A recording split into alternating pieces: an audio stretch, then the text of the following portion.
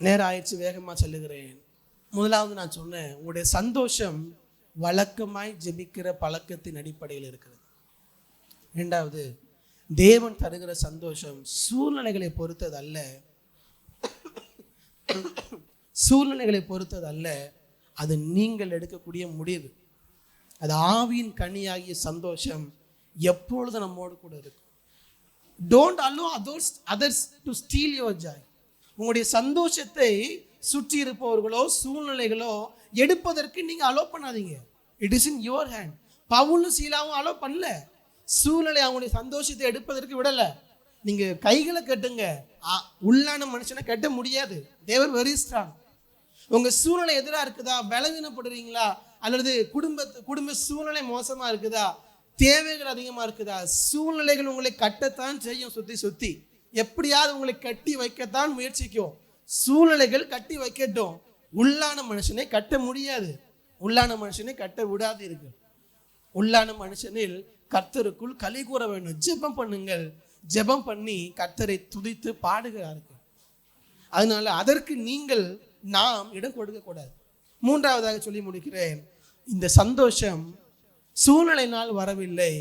இந்த சந்தோஷம் நாம் கர்த்தருக்குள் இருப்பதினால் வரக்கூடிய சந்தோஷம். ஹல்லேலூயா, ஹல்லேலூயா. இந்த சந்தோஷம் நாம் கர்த்தருக்குள் இருப்பதினால் வரக்கூடிய சந்தோஷம். தேவனுக்குள் இருப்பதினால், கிறிஸ்துவுக்குள் இருப்பதினால், கிறிஸ்து நமக்குள் இருப்பதினால், ஆவியானவர் நமக்குள் வாசம் செய்வதனால் வரக்கூடிய சந்தோஷம். பவுல் ரொம்ப தெளிவா சொல்லியிருக்கிறார் அதே வசனத்துல, பிலிப்பியர் 4:4 சந்தோஷமா இருங்கன்னு சொல்லவில்லை, கர்த்தருக்குள் என்ன பண்ணணும், சந்தோஷமாய், கர்த்தருக்குள் சந்தோஷமாயிருங்கள். அப்புறம் என்ன அர்த்தம்? there is no joy out of God.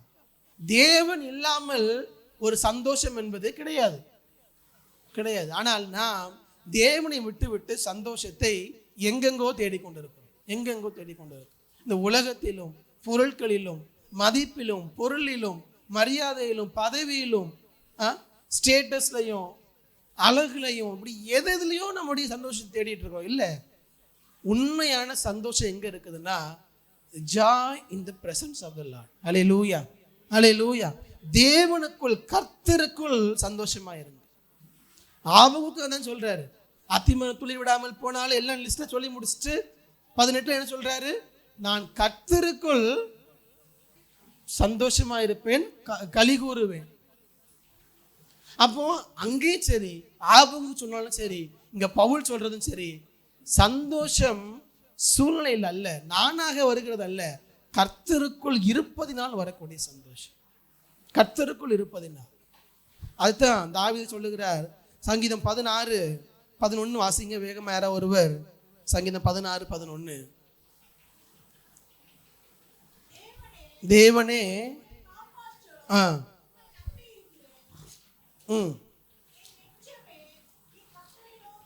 சங்கீதம் 16:11 தானே?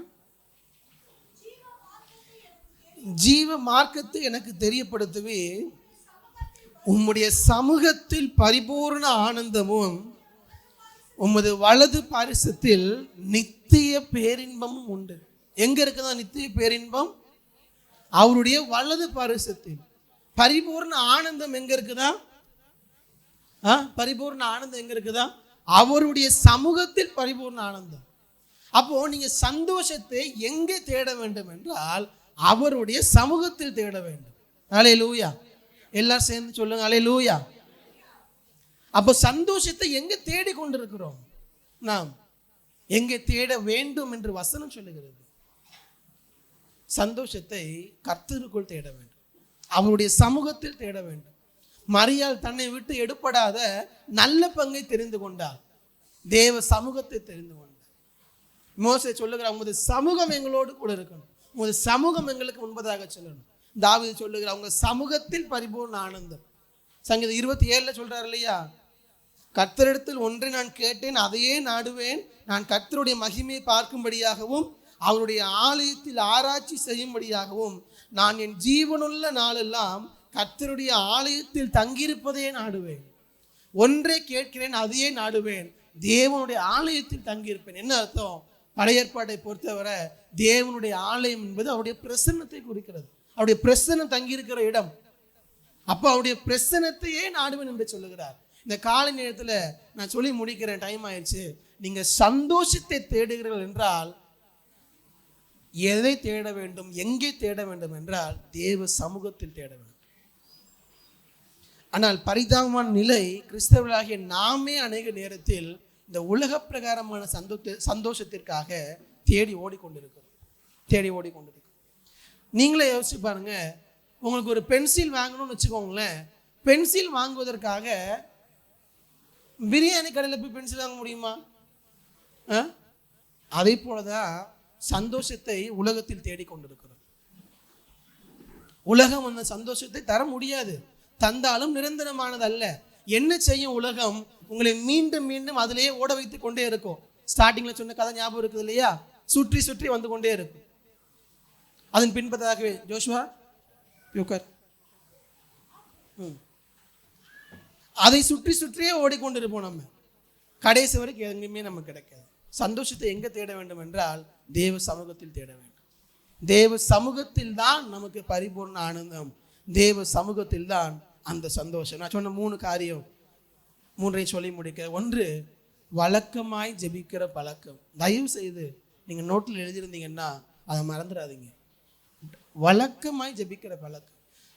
சாத்தான் எப்படியாவது உங்களை வழக்கமா ஜெபிக்க விடாமல் இருப்பதற்கு என்னென்னாலும் செய்வான். ஜெபிக்கிற நேரத்தில் தான் பிள்ளைங்க அழுவாங்க, பிள்ளைங்க கிளம்பணும்பாங்க, பிள்ளைங்களை ஸ்கூலுக்கு அனுப்ப வேண்டியது இருக்கும், இல்லை உடம்பு சரியில்லாமல் போகும், பலவீனம் ஆகும், இப்படி ஏதாவது ஒன்று வரும் ஜெபிக்கிற நேரத்தில் தான். ஆனால் வழக்கமாய் ஜெபிக்கிற பழக்கத்தை விட்டு விடாதீர்கள். அதுதான் உங்களுடைய அடித்தளம். உங்களுடைய உள்ளான மனுஷனுக்கு உண்டான சந்தோஷத்தின் அடித்தளமே அதுதான், வழக்கமாய் ஜெபிக்கிற ஜெபம். 2வது சொன்னது போல உங்களுடைய சூழ்நிலையை பொறுத்தது அல்ல உங்களுடைய சந்தோஷம், நீங்கள் எடுக்கக்கூடிய முடிவு. நான் கர்த்தருக்குள் சந்தோஷமா இருப்பேன். உள்ளான மனுஷன், உங்களுடைய புறமான மனுஷனைத்தான் உலகம் கட்ட முடியும், சாத்தான் கட்ட முடியும். உங்க உள்ளான மனுஷனை ஒருவராலும் கட்ட முடியாது. அது உங்கள் கையில் தான் இருக்கிறது. நீங்கள் என்ன பேச போகிறீர்கள், நீங்க என்ன செய்ய போகிறீர்கள், நம்ம கையில் தான் இருக்குது. சூழ்நிலைகள் எப்படி வேண்டுமா இருக்கட்டும், how we are going to respond நம்ம கையில் தான் இருக்குது. நான் எப்படி அதுக்கு பதில் சொல்ல போகிறேன்? பவுலுக்கும் சீலாவுக்கும் குறை சொல்லி புலம்புவதற்கும் வாய்ப்பு இருந்துச்சு, மாறாக ஜெபித்து தேவனை துதிப்பதற்கும் வாய்ப்பு இருந்துச்சு. அவங்க சந்தோஷத்தை தெரிந்து கொண்டார். 3வதாக சொல்லுகிற இந்த சந்தோஷம் நாம் கர்த்தருக்குள் இருப்பதினால் வரக்கூடிய சந்தோஷம். அவருக்குள், ஆவியானவருக்குள், பரிசுத்த ஆவியானவருக்குள் இருப்பதினால் வரக்கூடிய சந்தோஷம். ஒருவேளை இந்த காலை நேரத்தில் நாம் சந்தோஷமா இல்லைன்னு நினைச்சிங்கன்னா, ஒன்று ஆவியானவரை எனக்குள் வாசம் செய்யும், இந்த ஆவியின் கனியாகிய சந்தோஷத்தை என்னுடைய இருதயத்தில் தாரும் என்ன சொல்லி கேட்கும் பொழுது தேவன் நம்மை நிரப்ப போதுமானவராக இருக்கு.